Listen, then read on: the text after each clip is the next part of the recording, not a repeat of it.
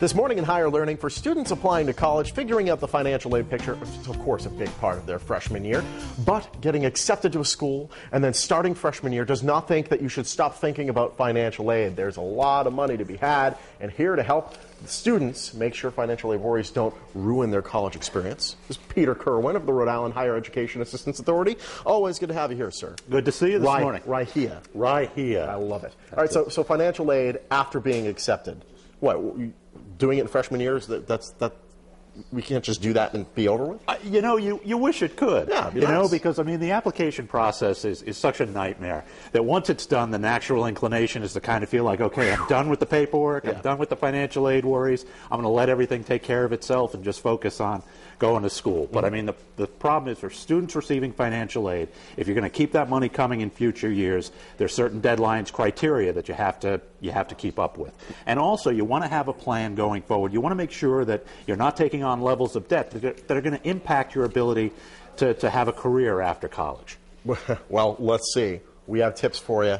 Let's start. Peter, go. Let's start. The first basic tip is realize there's still deadlines that you have to think about. Yeah. If you're getting financial aid, you still have to meet certain deadlines. You have to get the paperwork in. It's just a process that keeps going and going. Easy to forget that once you're on campus, but you really have to focus there. Second thing to keep in mind is you have to keep your grades up. There's something called SAP.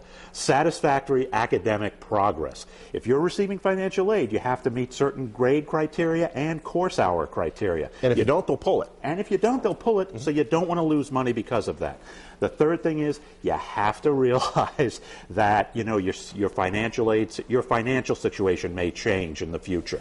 Whether it's, you know, if you took a small amount of money freshman year and now you're taking on more money sophomore year, or if your family's financial picture changes, you have to be ready to just adapt to that and make sure that going forward, the levels of debt you're taking on aren't going to impact your career choices down the line. And the final thing is, financial aid is only part of the picture. It doesn't cover those basic expenses you have as a student. And we've talked about you're getting hit with credit card debt all the time. Don't take on extra credit cards.